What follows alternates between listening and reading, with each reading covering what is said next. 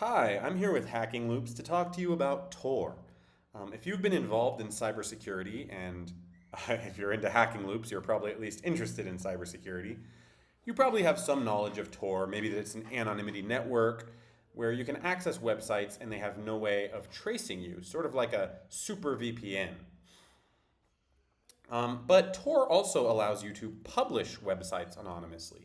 So here we're accessing a normal internet web page called dark.fail. But as you see, it says Onion available. I can see this because I'm using the special Tor web browser, which you can download. If we click Onion available,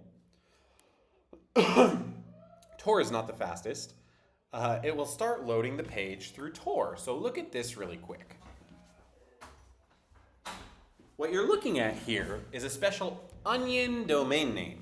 That means that the website can only be accessed through the Tor network. Since we're accessing the page through Tor, we can no longer be traced, but not only that, we have no way of knowing what computer this website is hosted on. You see, on a normal website, using the domain name, we can get the IP address and thus the computer that hosts the website. That's not possible on Tor. However, there are some crafty tricks which Tor website administrators can use to track you. So I've actually created a Tor website, and we are going to show you how you can use it to track your users. So this is my special Tor Onion domain name. Due to the multiple layers of anonymity protection, Tor websites are usually a little slower. So this is a real website that you can access. It might be down if you're watching the video, but I'll post the code on GitHub. So as you see, we have posts. Most of these are me. I actually asked some friends on Hacker News to post as well, just to make it a little more realistic. So this was posted by a stranger on the internet, as was this. Excuse me. So let's see what we can do. I don't want to change the website, but I'm just going to put some things in the console log that will let you see things that the site can see about me. So I'm supposed to be anonymous. Supposedly, there's no way to distinguish me from others who use the website. However, if we go here, we might be able to notice some things. Let me uncomment this code and reload the web page. Mac OS. Interesting. So we use this getOS function on the server, and the website told us that we are using Mac OS. But I thought a Tor website didn't know anything about me. How is this possible? Great question. So the problem is that Tor, in order to make mobile work, it still needs to pass a somewhat functional user agent string. I'm going to show you what I'm talking about. So let's open this right here.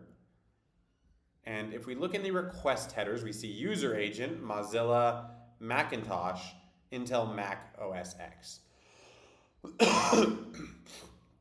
I'm actually on an Apple Silicon, but it still knows I'm on Mac OS. So this is a known bug in the Tor browser. They had tried to fix it, but the problem was that Tor browser is also available for Android, and if you don't pass the operating system, mobile websites won't render correctly. The result is that if you're on Mac OS, your websites can see that. Now, imagine a website like this, it only has a few users. How many people do you think are using Mac OS? What if there's only one? Well, now every time that user goes, even if they have multiple accounts or are quote-unquote anonymous, the website administrator knows that it's them, or at least that it's probably them. What can we do about this? Well, our best bet is to simply change manually our user agent string. Okay, Firefox lets us do that. And I think, I'm going to look at how we do that right here. I think we go to About Config. Oops, very funny.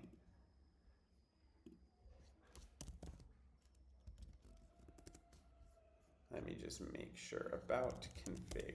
There we go.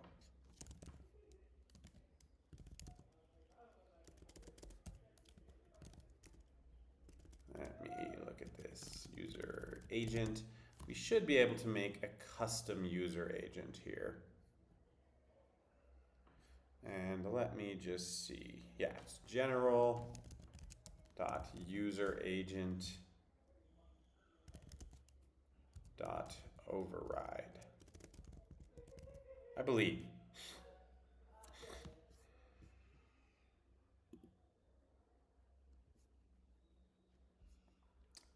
Okay. And oops, I should be able to set that to a string and say something like, you know, here, let's just look up default Firefox user agent.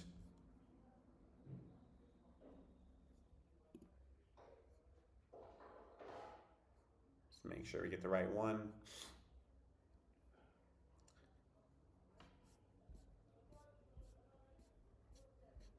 And okay, this is irrelevant.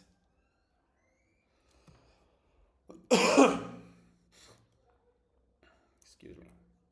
So we find something like that and then approve it. And so from now on, when we make these requests, it should show that as our user agent.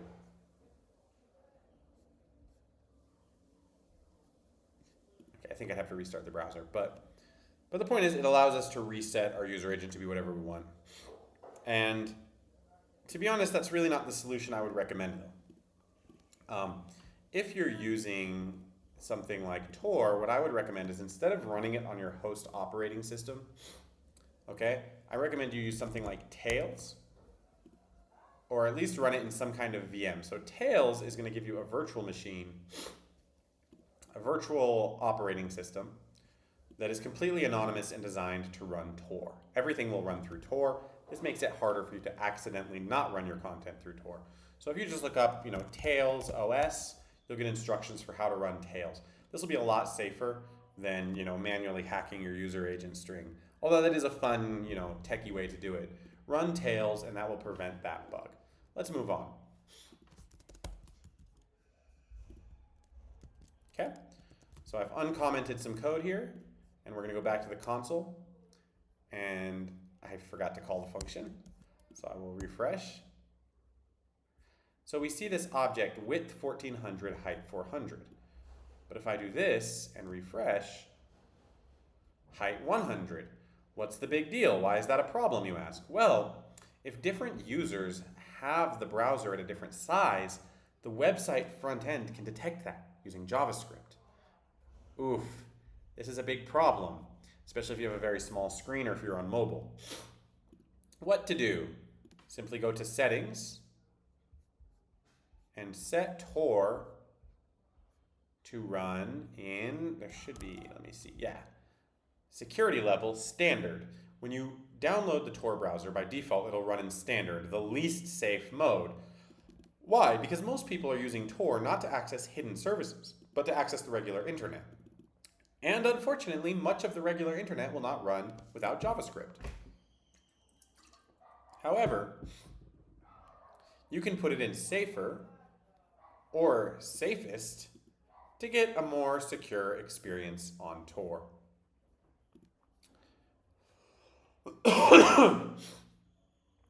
That will still allow, also, you should try to run it with the default setting. So most Tor browser users will just run it with the default screen size, with the default size. That's why it doesn't take up your whole screen by default. It just takes up the part that it takes up. That's what you want. You should just keep it at that size. But you should also be running in safest so that they can't use JavaScript to grab this kind of information. The issue is that, they could use clever CSS tricks maybe to somehow figure it out. So I'm going to give you two prescriptions here. You're going to run it at default size and also just disable JavaScript. Okay, one more thing. What browser are you using? So we know we're using Tor browser here, but there are other ways to access Tor. Oh, how odd. Oh, I moved it into safest. I'm going to move it back into standard because we're actually using JavaScript to detect this. So browser, Firefox Tor browser. Well, that makes sense, right? But what if we did this? What if I go ahead and take Brave over here And then in Brave, I can turn on Tor. So let me access this website from Brave and turn on Brave with Onion browsing. And let's see if they can detect whether I'm on Tor browser or Brave. Okay, we've connected to the Tor network. Let's open up our JavaScript console. And our browser comes up as other. What did it say here? Firefox/Tor browser. So that's just because of the parsing in this function. I just wrote it up really quick. But if we look at our user agent, we should actually be able to see exactly what it's showing. But the point is it can detect it's not Tor browser, which is what most people would be using. Let me reopen that Brave and just see really quick. I just want to see the user agent we're passing to see why it's not detecting it correctly. Because I want to give you guys the right code.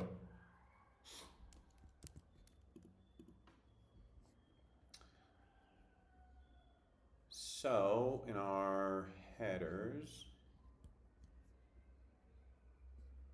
request headers, there we go. It shows, oh, okay, cool. So it kind of uses the same one that Chrome actually uses. Very neat. So I'll put that as other because Chrome and Brave would show up the same. In reality, you could probably distinguish them somehow if you wanted to be very clever. But yeah, here we have Firefox, the other one is other, so we can tell what kind of, whether they're using Tor browser or something else. Whew, that's a lot of ways to be detected. You should probably stick with Tor browser. It's designed to safely and anonymously run Tor, and it'll help you blend in. Specifically, I would run Tor browser either in Tails, which is great, or on Windows to try to blend in. So there we have a start. There are more advanced things you can do, right? If you notice, this has text being posted. Someone could use stylometry to try to detect your posts. If you really want to be paranoid, you could run a local large language model to anonymize your writing style. However, that also might be detectable in a consistent way, so you really have to be quite paranoid. But these are easy things that you can do without having a too deep technical knowledge, even as a developer, to be more secure in the Tor network. These are also things you can look out for if you're ever penetrating a website as a pen tester that is using, offers a Tor hidden service. You want to keep users safe, right? Well, this has been a small introduction into how to keep safe when using the Tor network. I'm going to have all of this code on GitHub as well so that you can, modify this website or just feel free to submit other ways that they could be de-anonymized. Well, thank you a lot for your time, and we'll be back at it again soon.